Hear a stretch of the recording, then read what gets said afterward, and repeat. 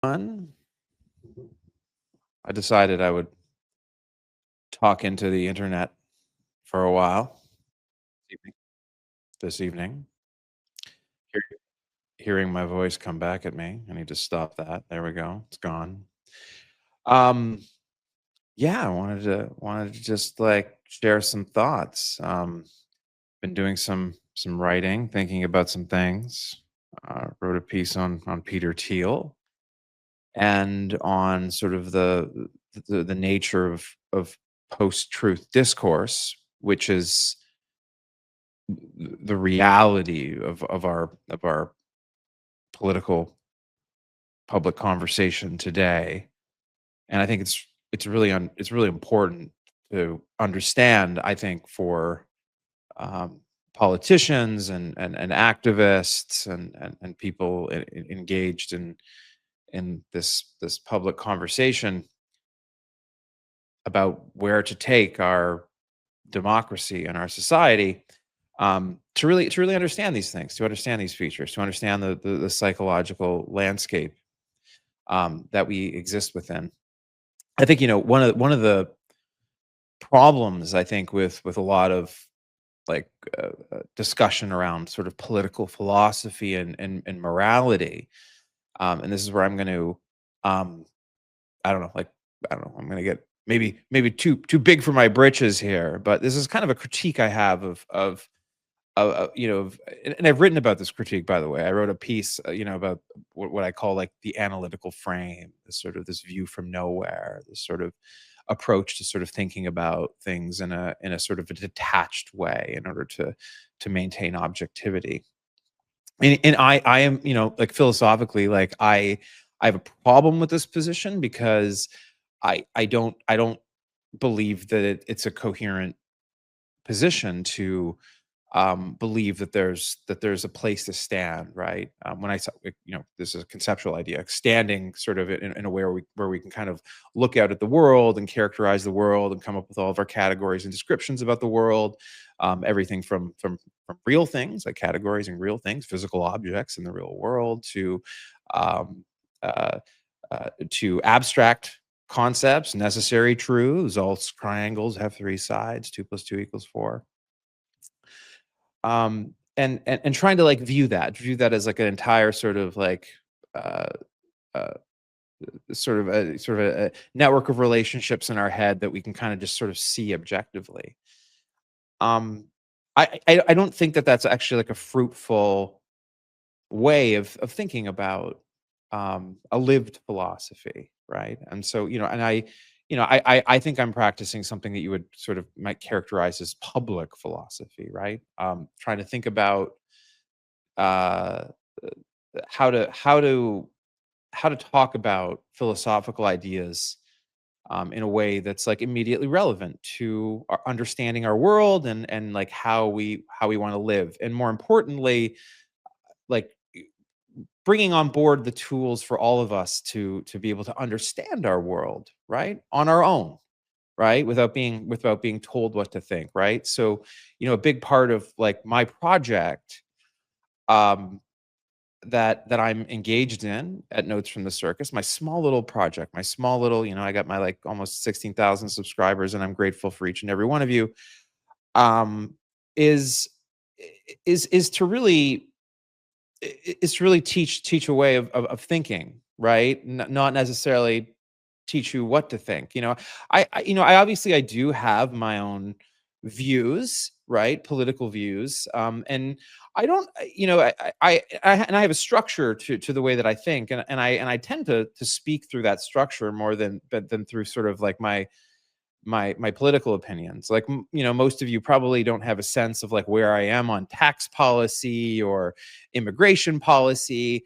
And I do have opinions on those things. I don't write about them very much, but I'm far more interested in this moment about like how those kinds of discussions can actually happen in a way that makes the most number of people in our society happy and feel bought into a common project, a common national project. Um, so one thing I really care about, right, is is really this problem that I think liberalism has, and is is exemplified in a pathology that I refer to and others refer to as like liberal technocracy, which I think is endemic of the way in which our sort of like political conversation or political ideas in this sort of liberal frame. Talk a little bit more about what I mean by the liberal frame, but like the world that world has become disenchanted. It seems so technical. It seems so all about like well it's an elite, it's an elite conversation. Um and I'm trying to I'm not the only person doing this by any means. There's a lot of really great people having this conversation. I had a Substack live with Vlad Vexler. He's a philosopher in the UK. Has a really popular YouTube channel, and I think a lot of his public philosophy appeal. I think barks up some of those same trees, right? And I want to think about some of these things with you tonight out loud because I think they're important. Um, because I personally continue to think that small L liberalism, right, as a moral and political and social force, has been the most emancipatory uh, uh, revolution, cognitive revolution, in all of human history. It's inside that frame that we've seen the growth of democracy and even this idea of like universal like human rights. Now, there's going to be some people of the more socialist disposition that are going to take some issue with this, and I have some nuanced thoughts on sort of the story of like liberalism and the story of socialism as like two schools of thoughts. And there's a lot of interrelationship there, right? Actually, if we go really deep into the history of both liberalism and socialism, there are some places where where things kind of come together. Like I think like Jeremy Bentham, right? The sort of the father of like utilitarianism, is in some ways both a forefather of both socialism and liberalism. There's I mean, so there is actually a bunch of ideas, the general sort of egalitarian idea that suffuses sort of both schools of thought, and in some ways, right? I mean, a lot of like modern socialist theory and a lot of modern liberal theory. I think neither sort of group wants to sort of admit it, but like they both sort of crib very heavily from each other's successes and failures, right? Like a lot of sort of modern social democratic theory, right, brings in sort of like market socialism, like type approaches to things, which someone might argue in some ways maybe there's different like sort of moral and sort of ethical features that are emphasized by both, but I mean, are could generally be approximated in sort of like a democratic liberal capitalism type approach to things. And so I think that's actually like something that it's probably like quite controversial to say, that there are some features of sort of the contemporary conversations where and actually there's a political theorist like Matthew McManus, right? I think he has a sort of a theory of like liberal socialism, which I'm not really like completely read up on, but I mean, I think is sort of might be an example of sort of like what I'm talking about here. But I'm part of the liberal tradition. Um and and I think there's a lot to be said for it. Um I think there's a lot of confusion about what the liberal tradition is. Liberal tradition is like a very, very big tent. Um, and it isn't necessarily built around any sort of like singular theory of politics or political economy. Like I think, I think you can count both Franklin Delano Roosevelt and Ronald Reagan as liberals liberal in the liberal tradition, as different as they are and as different as their politics were.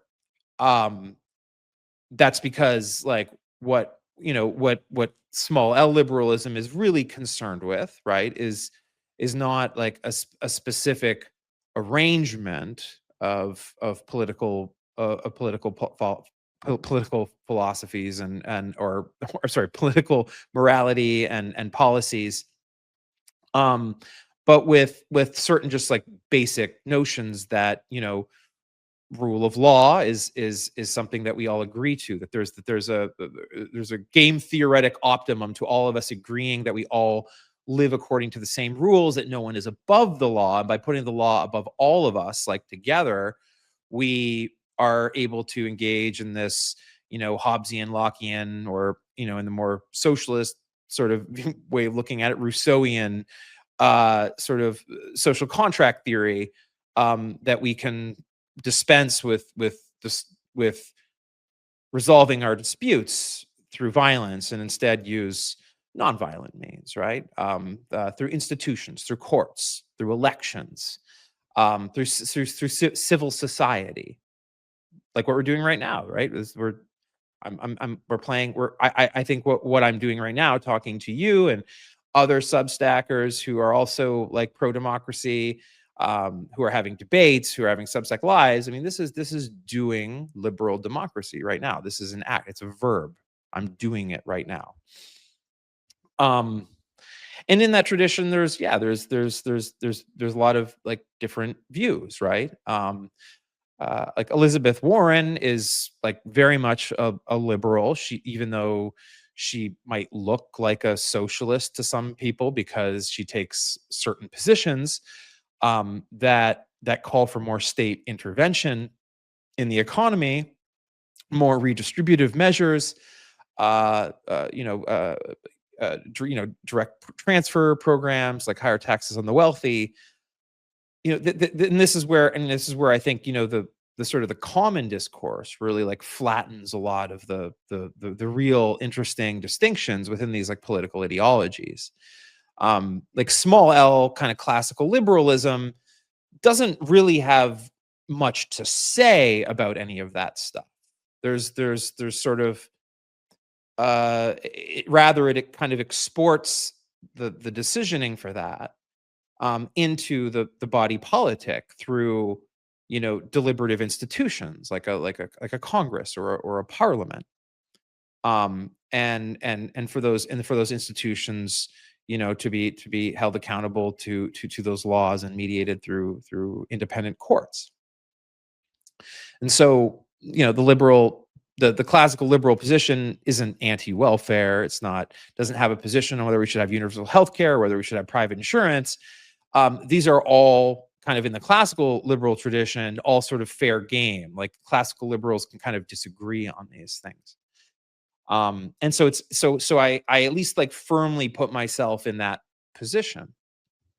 And so in this sort of world and these sort of like basic building blocks about thinking about the fundamental structure of society and political morality, Elizabeth Warren is a liberal, Ronald Reagan is a liberal, even though they have completely different versions of like what our taxes should be, what commercial regulations should look like.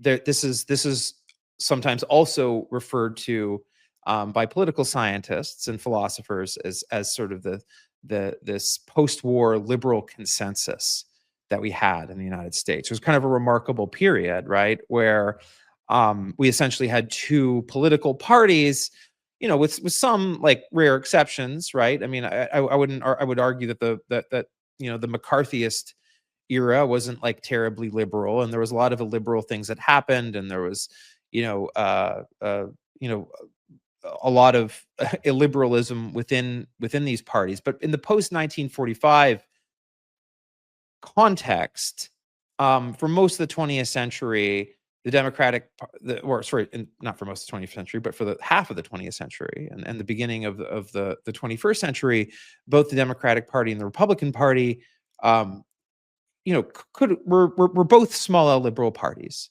but but they were different kinds of liberal parties, essentially.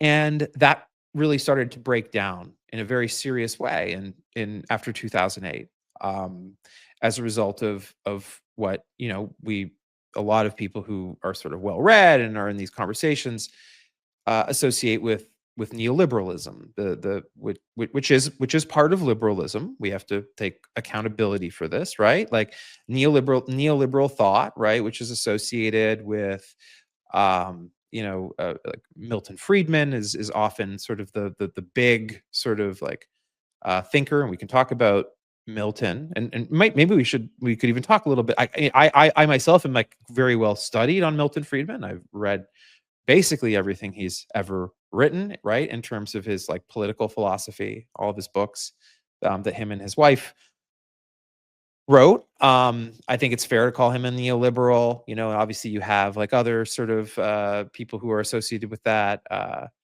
Um, you know, uh, uh, like Brad DeLong, another like relatively famous like neoliberal. Alan Greenspan. Uh, yeah, there's and obviously Margaret Thatcher, Ronald Reagan, uh, uh, in the political sphere.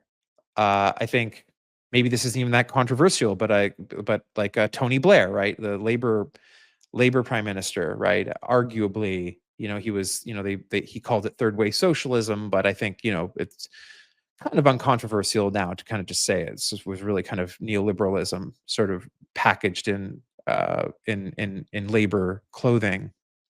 So you have this like um general idea, that grew out of smaller liberal thought, which was based in no small part on the comparison between uh, the economic system that we had in the West and the economic system of the Soviet Union, right, which was one of sometimes referred to as sort of a state capitalist system. It was a centrally planned system. They had these 5-year plans, and they had like literal economic planners like commissars, like and all of these attempts to sort of measure inputs and outputs and run the economy based on uh, some semblance of need rather than want. And this system, it failed like spectacularly. It was a central planning, and by the way, like most sort of modern sane socialists also agree, just to be clear, that central planning failed, right? Which is why you have market socialism and sort of social democratic socialism that sort of accepts sort of a role for a private market at some level now. So that argument is kind of over, right? This idea that the government can plan the economy, that there should be like a bureaucrat who decides how many, you know, uh, how many seeds this farm plants of this crop based on what they think people might need or want, and then thinking about how much iron should go to this factory, and how much lead should go over here, and I mean, this is what a is associated with a problem put forward by a Austrian economist, Ludwig von Mises, known as the economic calculation problem, which is, I think is one of the few true observations that I think I think still stand on four legs, right, in the modern context. But the more general sort of Austrian school of economics is really quite crazy. It's really a political ideology pretending to be economics. Um, so I mean that's sort of like how that's sort of I guess a bit of a scaffolding, right? Like how to how I sort of think about how all these things fit together, right? So liberals, um, and modern socialists, right? Both believe in markets and with different emphasis and different beliefs and sort of like how the government should interfere intentionally on behalf of what one might describe as sort of the general welfare or the public interest. And so but there's differences there. One thing that it's worth mentioning, not that this is sort of like a universal principle, but I would argue that the U.S. Constitution is a small L liberal document, that this country was sort of founded in sort of classical liberal ideas, informed in no small part by the thoughts of John Locke and other philosophers that kind of come out of the school of English liberty. We could talk about all that sometime too. It's also very, very interesting uh, uh, history, intellectual history there. Um, and I'm like really I'm concerned with like with preserving that tradition. I think one thing that is true about this moment, right, when we start talking about the state of our institutions, is that they clearly have not kept pace with the times. Something that I know that one can overpraise the founders, and I want and maybe I'm gonna talk about one of the founders right now, Thomas Jefferson, right? Complicated figure. Um, who did anticipate this problem, right? Anticipated the uh the the way in which institutions could become uh I mean, he didn't use this word, but obsolete, right? He did understand that institutions needed to evolve and reshape, right? As he put it, as the times became more enlightened, and new ways of understanding and thinking evolved. There's a famous quote. It's actually in one of the four quotations that's emblazoned on his um, um, memorial, Jefferson Memorial in Washington D.C. Um, and we're at one of these times now, right, where I do think that for the survival, right, of liberal democratic institutions, it's going to become necessary to update our institutions, to um, take take on board, right, some of the things that we've learned. We've learned a lot of things, I think, right, in the last 10 years, things that we need to take pretty seriously. There's obviously other things that we've learned. We've learned a lot about how our climate works, that putting CO2 in the atmosphere is going to warm things up and that's going to create a bunch of problems. So let's not talk about that today. But we've also learned something else, right, about the nature of our social fabric, of human communication, of human identity and purpose and belonging.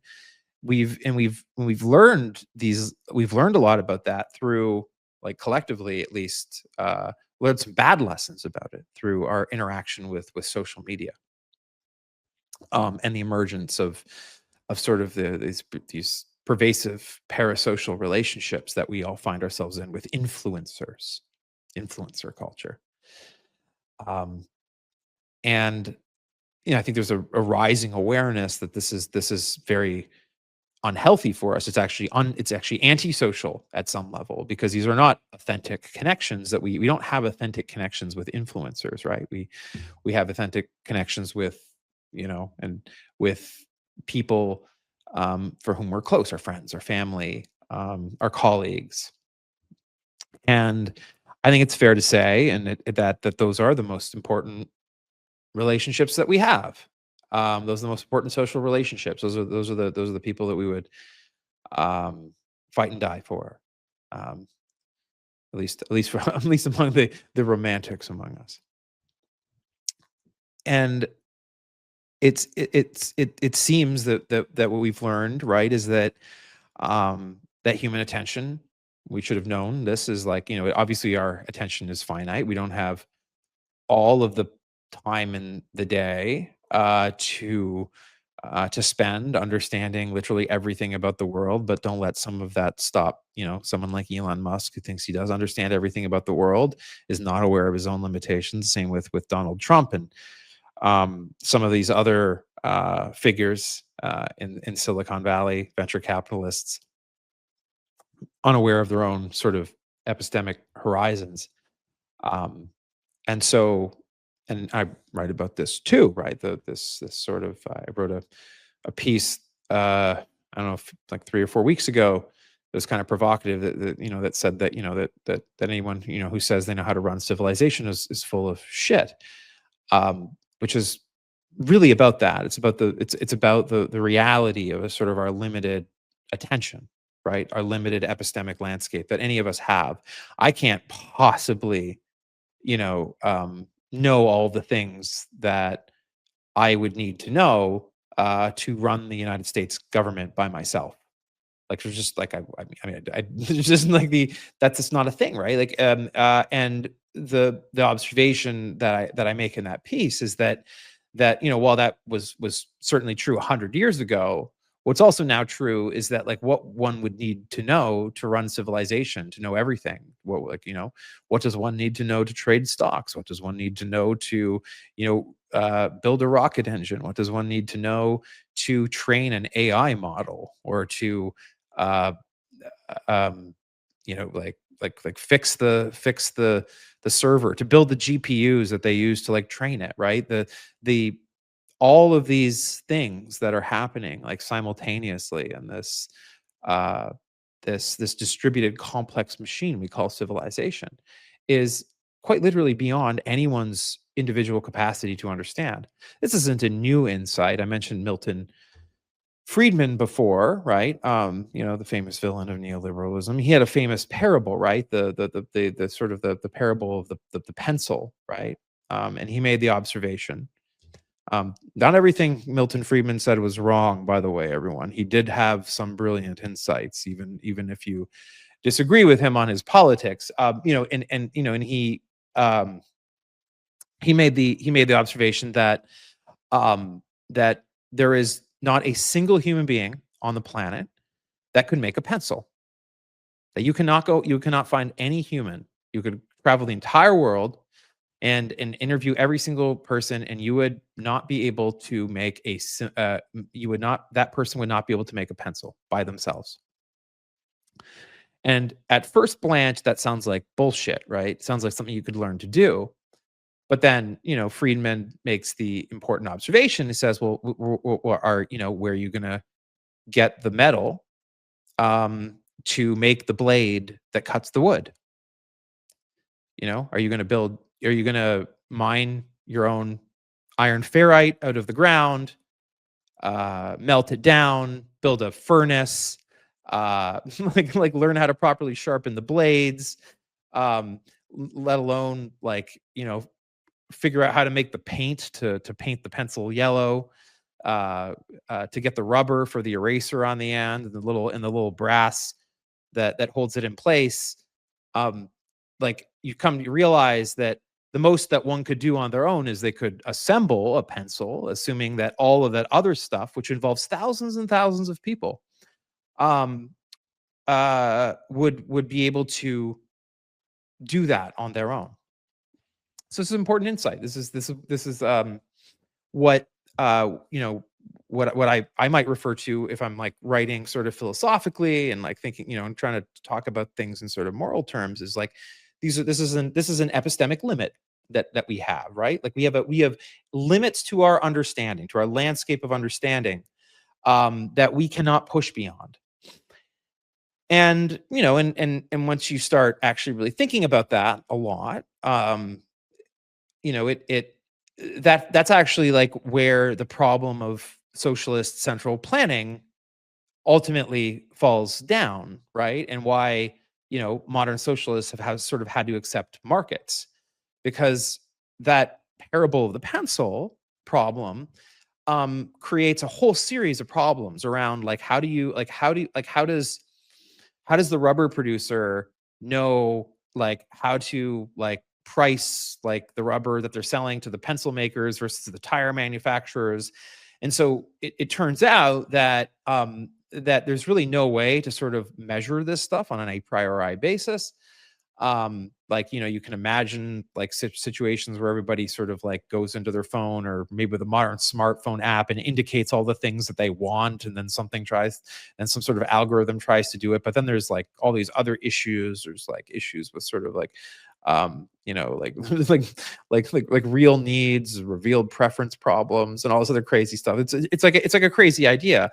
And so, markets, when they're working well, right, they use prices as sort of a way to um, uh, sort of create signals within the market around like demand and supply, and prices rise when there's less supply and more demand. And one of the things this does is it makes investing in more supply more profitable, and so you get business investment, people build more factories.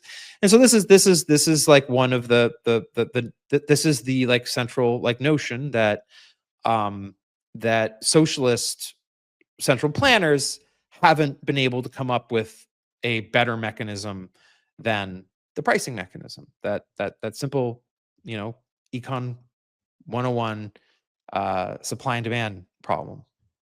So, most modern socialists accept that you need markets in some form. Um, but they have obviously different views around like how to think about like corporate structures and ownership and regulation, and particularly corporate governance is something that they're really focused on. Um, so yeah, those were the old debates, but we've moved to a sort of a new conversation on that. So um, that's all fun. I mean, it's fun to think about these things like clearly like this, and it's like really satisfying. And then you sit here and realize that like, most of your fellow citizens don't think very carefully about these things. They think in somewhat more narrow terms, and somewhat more, as I wrote in my piece, tribalistic terms, post-truth terms. And it's fascinating. It's fascinating to watch, right? Because like we all want to believe that like when someone says, they're a conservative, right? And sometimes conservatives describe what they mean by that. They say, well, I believe in limited government. I believe in the Constitution and the rule of law. And then it's like this sounds good. This sounds like I mean this like what maybe they don't agree with you on like abortion and on climate change and business regulation, et cetera, et cetera. But you're like, at least that's at least something you can work with. And then, we're living in a world, right, where most people who identify as a conservative and claims they support those things are seemingly failing to recognize either through willful ignorance, or some sort of like internal psychological, pathological states, some internal sort of, cognitive dissonance, that the mechanism that they have to overcome the fact that like their conservative leader, Donald Trump, is among other things, lawless, a criminal. If you watched his UN speech, it's hard to come away with the impression that his mental state is something that one could reasonably describe as sane.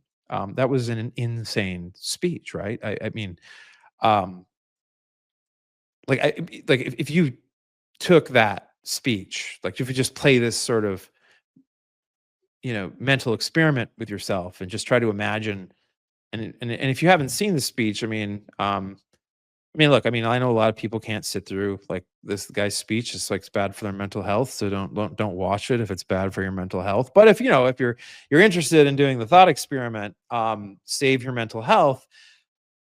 You know, if you took that video of him speaking at the UN, his ramblings about the escalator, his ramblings about the fact that he went and didn't give him the contract to renovate the UN headquarters. Uh, the fact that he said that all other countries except the United States are going to hell. Um, and he just like played that, you know, to any random American like 30 years ago and was like, the dude does like, what do you think about this? And it would be almost universal that people would say it was like unhinged and insane. Um, because it is unhinged and insane. What's interesting about our moment is it is not even that people don't recognize that it's unhinged and insane. I mean, let me be very clear. Like Republicans do recognize it's insane, right? Like I have been in like private conversations and I talk to people like I have friends who are lobbyists in DC and like one and this has been mentioned many times before, like, right, I mean, like in the New York Times you always hear about like the private things like Republicans say, right, to like privately and off the record, like they know it's insane, right, they know, like they know it's unhinged, they know he's out of his fucking mind, and privately they'll admit that. And so then comes the sort of the the question, right? Like, what is with the kayfabe, right? The sort of public presentation that comes out of these people, um, where they pretend the opposite, that it was like a amazing speech and Donald Trump was like standing up for America, um, and like telling the world who's boss, right? I mean, like they don't actually, like, really believe, I mean, some of them, I mean, some of them do believe it now. Some of them started not believing it. Like, I think, like, for example, like, Megyn Kelly, like, I think she is actually, like, driven herself fucking insane. I believe that. Um, um, I think there is a point where when you do play this game, I think, Ted Cruz, to a certain extent, I think this is true. I think, like, once you kind of really just give up on sort of like truth in your professional life, I think you can eventually kind of like fuck up your own brain and kind of like lose touch and start actually believing your own bullshit.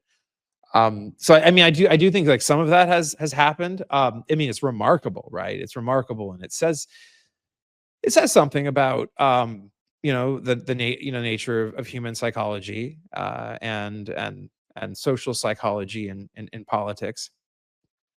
Um, but I mean, it's I mean, it's remarkable to see, and it's even, stressful and very upsetting when, you're faced with this in your sort of personal relationships. Like when you see this like very obvious thing happening, like Donald Trump was very clearly, like, he's very clearly insane. Like, he's insane, right? He is, at best, right, an unhinged sort of like like uncle at Thanksgiving, right? And no one wants an unhinged uncle at Thanksgiving running the fucking country. Um, and and the fact that people can't say that, and they literally kayfabe that they don't believe that. Um, I mean, that's this is like really confusing to people, and it's sort of, and sometimes people dismiss this as sort of like, well, nothing matters, and that's like not true. I mean, something does matter, right? These people, all of us, and this is what my piece was about today. All of us value our relationships and our perceived in groups, and we tend to value that, um, more than anything, right? You know, most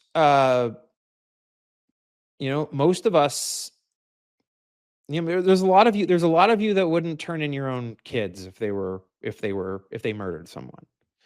A lot of good people would not do that, right? They wouldn't be able to do it. As sort of as an example of like, I mean, many would be able to do it, because their sense of morality is something that they stand on. But that's not everyone. That's not everyone. Many of us our familial, our community connections are, whether we like it or not, the most important thing to us. And faced with, you know, adherence to social norms, uh, and sort of like uh, norms, like laws and social expectations, our sort of loyalty to our community will just always win out. um, Many of us are kind of gradations between that extreme and in sort of a more sort of completely detached, sort of like technocratic, sort of like I'll always sort of do what the community says is right. And and that is often pathologized too, right? That's like one of, that's a kind of the criticism of totalitarianism, right? Or in fiction, sort of this idea of sameness. In Star Trek, the Borg are sort of an allegory for this um the complete loss of an individuality, and morally preferencing the will of the group over any individual. So this is this is a complicated, like, moral uh like conversation. But like a lot of, I think a lot of people, they have sort of um default settings in their brain that are kind of like somewhere on that scale, like in between those two extremes. And it's in that understanding, and it's in that world that this is why MAGA people um engage in this sort of post-truth world. Like, they've given up on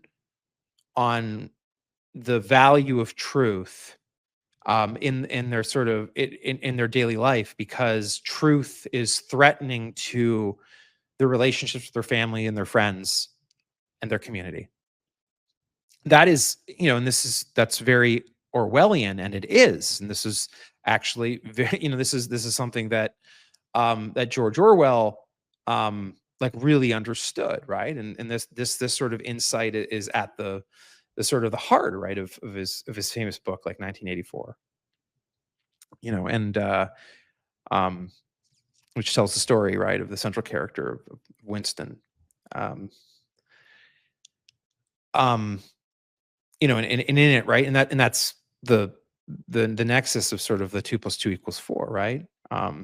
Where Winston says, if that freedom is the freedom to say that 2 plus 2 equals 4. If that is allowed, then all else follows, I believe, is what he says. Um, and the the party, right, in the book, right, is uh, completely focused on maintaining its own power at all costs, and it does this through the complete denial of truth, the destruction of truth, through insisting that 2 plus 2 equals 5 if Big Brother says it so.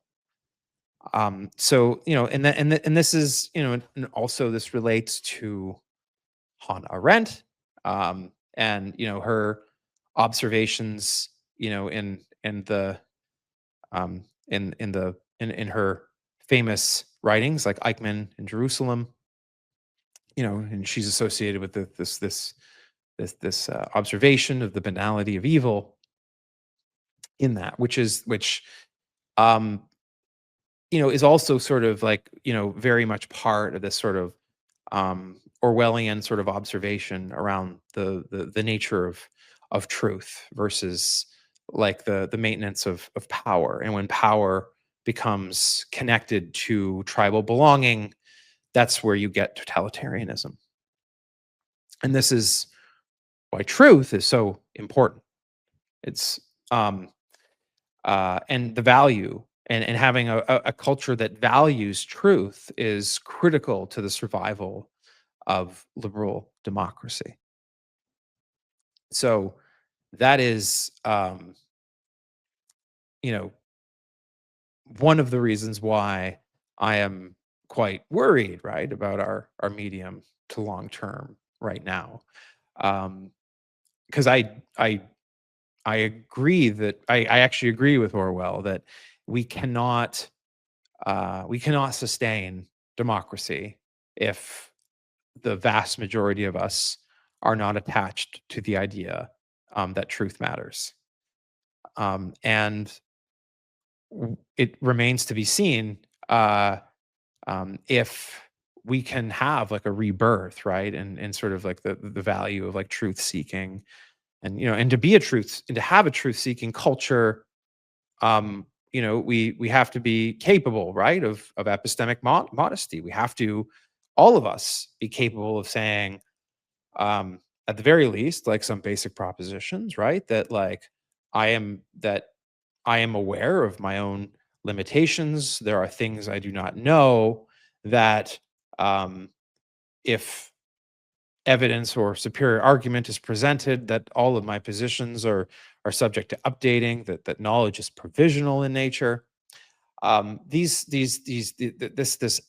epistemic humility as a value, and was very present, right, in the early Enlightenment and classical liberals, right, like this was when you read, especially like Thomas Jefferson, um, maybe to a lesser extent, Madison and others, Hamilton, this idea, right, about the fallibility, right, of human thought, right, is really, really important to, um, uh, the the idea that you can have a self-governing society, right?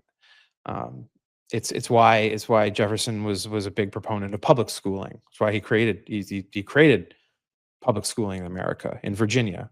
Um, and that was like replicated across the country. And that is an area where we are going very backwards on, right? I mean, I think that, um, there's the anti-intellectualism that you see on the right is both a consequence of like the psychological dissonance that exists in a movement where people recognize that truth seeking is dangerous to social cohesion within the group. Um, and then, like secondarily, you have the sort of the opportunists, the political entrepreneurs, who seek to sort of rule over those people and their ignorance.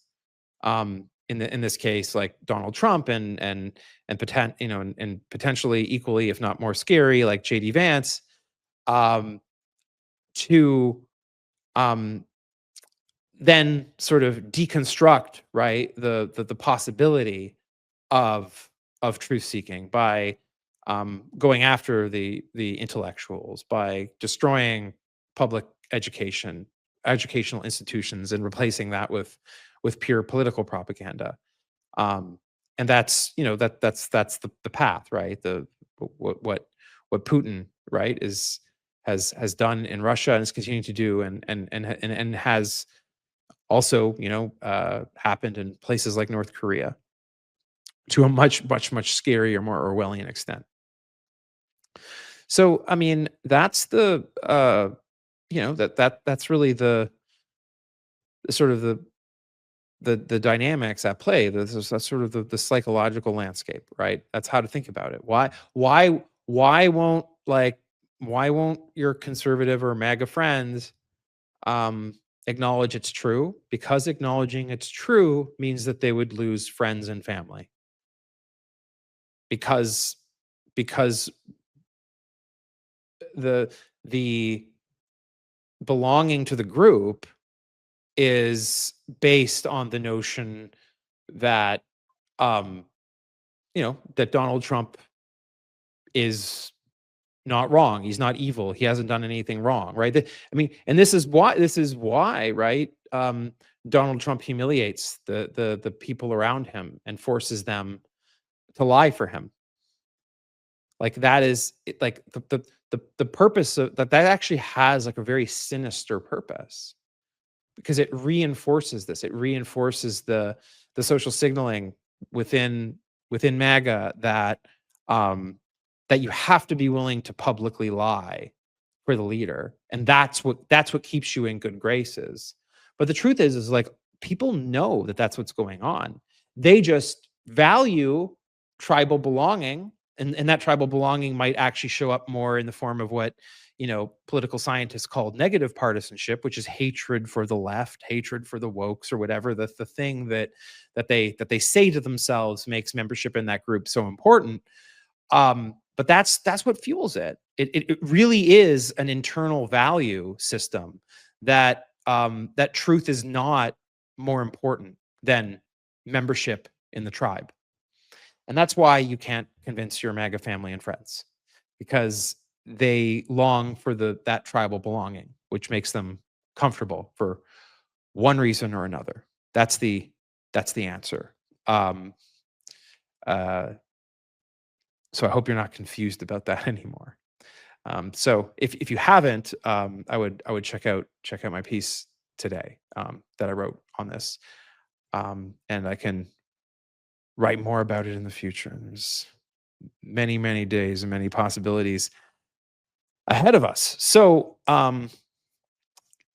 that's about all I got to talk about tonight. Unless anyone has some sort of questions here at the end, I'm happy to try and respond to some last minute questions before I wrap up.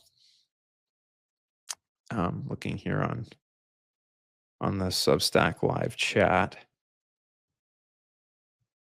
Anyone have any questions? I'll read some of these comments actually. JW Mansour says, MAGA believes they have the truth and the left is deluded. MAGA truth is based on lies, endlessly repeated, mostly on Fox and then magnified on social media and podcasts where they have.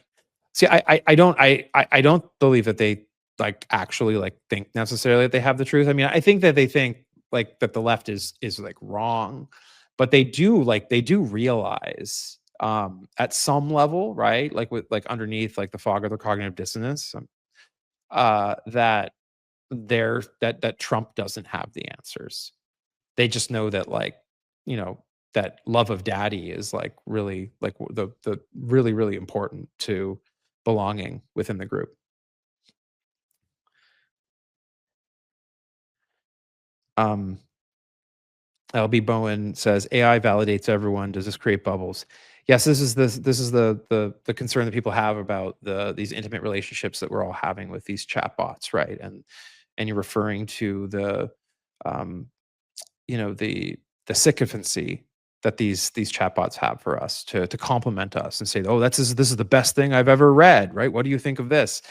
Um, yeah, so yeah, I mean, I think obsequious AIs that don't push back and don't call us on our bullshit, particularly if they're like providing some degree of emotional relationship and emotional satisfaction, certainly seems like a dangerous element, right, to human psychology. Certainly not healthy for promoting what I was describing earlier as epistemic humility. Um, Jody Brownfield says, "Are you saying hidden MAGAs may cross over vote?" I mean, I think a lot. I do think a lot of MAGA voters are more anti-establishment than hardcore MAGA. And you see this, right, with the sort of the Bernie Trump voters. Um, and that effect is still there, right? If you look at even in a place like Queens in New York, right? There's pretty strong evidence, right, that there was a not insignificant group of AOC Trump voters in her riding, right? I think both with those people being not necessarily like traditional left or traditional right, but sort of anti-establishment populist people who perceive AOC as anti-establishment and Trump as anti-establishment, and therefore, um, somewhere at least to them in the same sort of ballpark of the kind of politician that they want, right? Um, this is like the debate around sort of authenticity and such, but yeah, I mean that there is a very very large group of voters who vote for Trump that just want somebody who feels like they're against the powerful on their behalf, because they believe the powerful have screwed them. And are there a bunch of MAGA voters that would immediately defect to a candidate like AOC, or to Zoran Mamdani, or maybe even like it's interesting the this new sort of like rising star in the Democratic Party, James Tallarico, Texas state representative, now running for Texas Senate. Yeah, I do think there's a lot of MAGA voters that will jump at the opportunity to vote for a Democratic version of what they see as somebody running against the powerful. Now, we all know that Trump isn't really running against the powerful per se.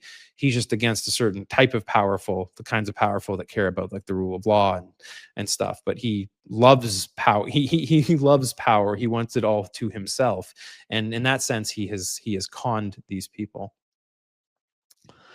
Um,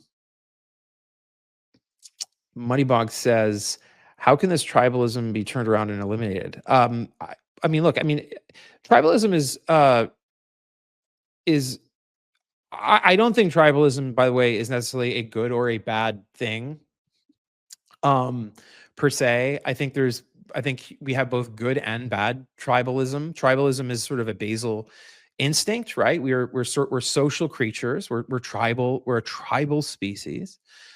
We know this, right, from studying the human history and the history and anthropology, the sort of the study of sort of humans across history. And our tribalistic instincts have been incredibly useful to us, like evolutionarily, right? um because they allow for they allow for sort of these sort of divisions of labor to emerge within a cooperative group, very early on, right? Like hunter gatherer societies, and then obviously this tribalism sort of gave birth to the more complex civilizations, right? In the emergence of sort of early cities in ancient Mesopotamia.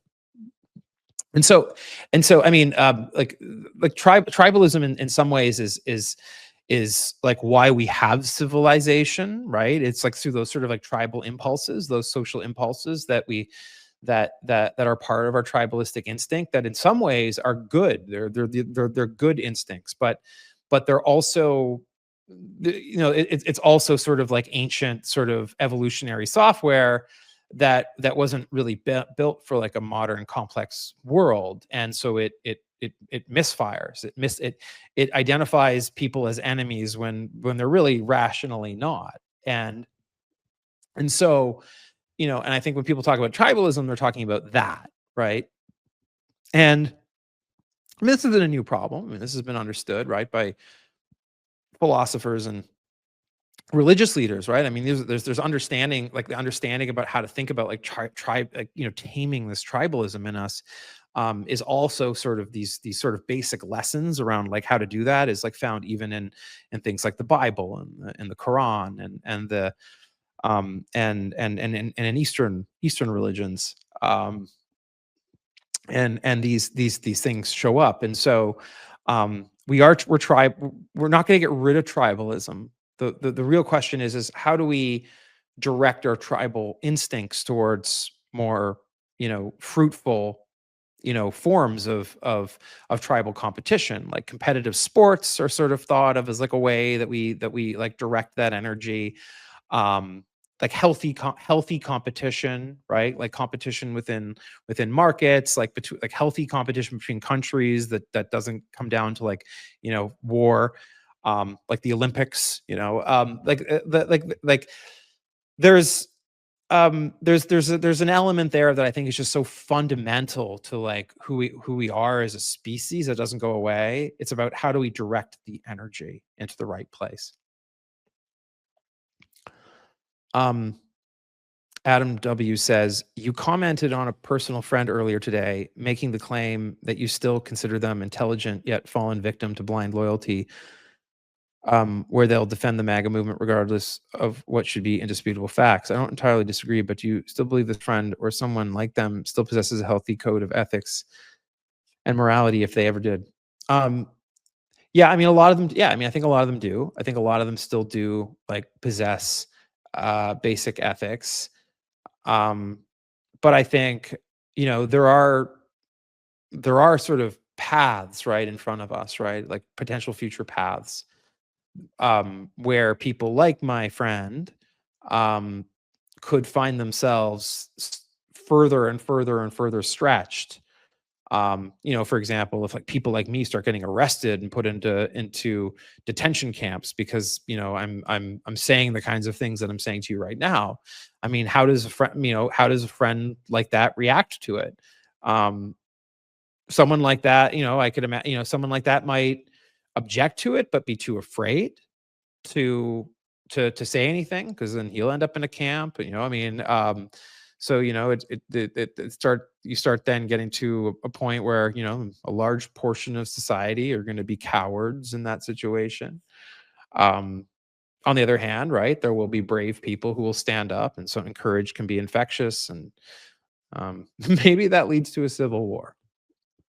Um, but I don't think there's like I don't think there's like one answer, right? It's really about it's really about the sort of you know status accounting that they're doing in their brain around in terms of their status within groups and status like among their friends. And um I don't know. I don't know what my friend's line would be, quite honestly, but I wouldn't say that he has no morals. I think he has morals, but those morals can be tested based on sort of the sort of exogenous circumstances.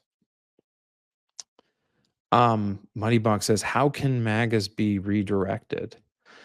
Um, I mean, I don't think. I mean, I think like the hardcore ones, like the hardcore, like God and Trump people.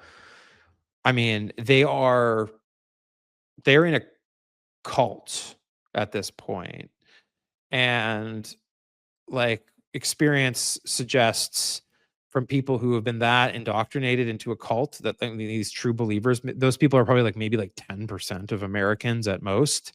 Like these really, and that's a lot, and it's like really scary to have maybe 1 out of 10 Americans who are fully indoctrinated into a cult. Those people probably can't be convinced.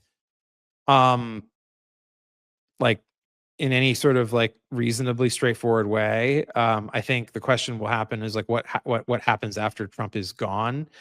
I think a lot of those people will become disillusioned. Some of them will question their beliefs. They might, especially if there's a major catastrophe and Trump is hated. I mean, some of them may find their way back to sanity. Others will just like they might become even more radical, quite frankly, and it might be a problem that we're dealing with for some period of time.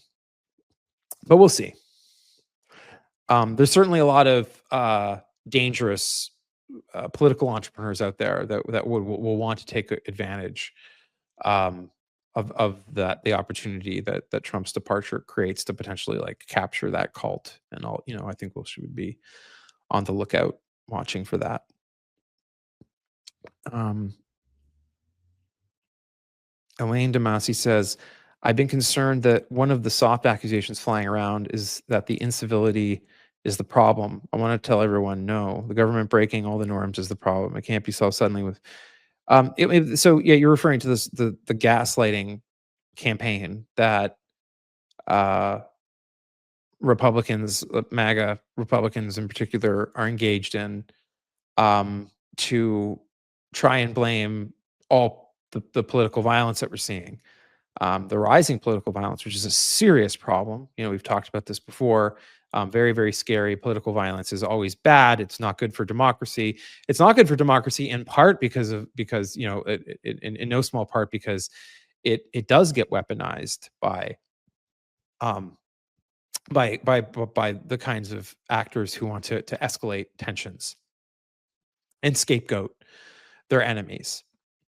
And so you're seeing the scapegoating going on. This idea, um, you know, uh, Bill Hemmer, right, on Fox News. He was a like long time like news personality. He was back on CNN during the day. Like used to be sane, as far as I can tell. Immediately suggested that the shooting happened this morning because Jimmy Kimmel didn't apologize last night during his monologue. Like that's, that's like it's like that's like Joseph Goebbels like level shit. And to the degree that that kind of thing is just sort of like casually advanced on sort of mainstream right wing media is kind of crazy. It's nuts. Um,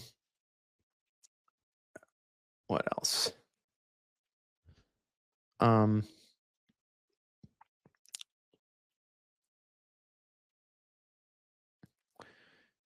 Get Stack says MAGA isn't so much about truth; it's about community. A community that will defend you and stand by you no matter what. You need to offer a new sense of communal being to counteract that. Yeah, I mean that's a big part of it, right? That's a big part. I mean um, it does need to be said, right? I talked about sort of the disenchantment, right, of liberalism and like democracy, and the disenchanted world that we live in today is very, very vulnerable to demagogues who will sort of like provide that sort of like structured meaning for people that we sort of crave, right, as like part of our tribalism. And that sense of community, I think, is a huge part of MAGA, right? And that's what we were talking about earlier on, like why can't you convince our MAGA friends that like Donald Trump was like clearly senile in his speech at the United Nations. Um, Maybe a few more comments slash questions before we end tonight. This kind of blame, Elaine Demasi says, this kind of blame lands the most on the nice conservatives as opposed to violent, virulent ones. There are still a lot of them that want to still be friends.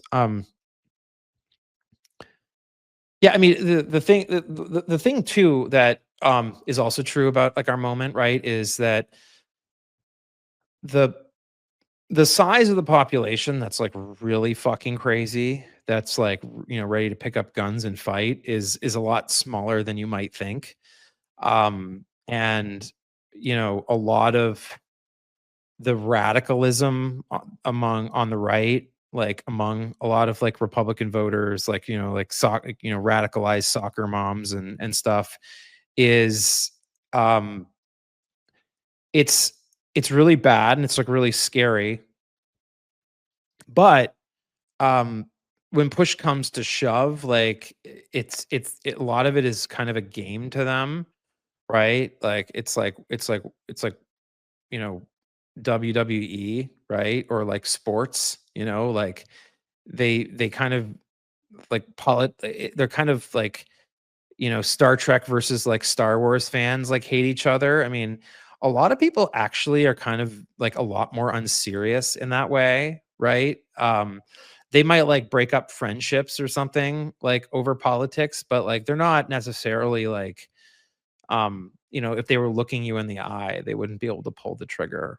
And I think, you can take some solace in the fact that a lot of like these MAGA people, like despite the stuff that they're saying, like online, are not like literally like trigger happy, like they like they might think. It's a lot of it is just like kayfabe, right?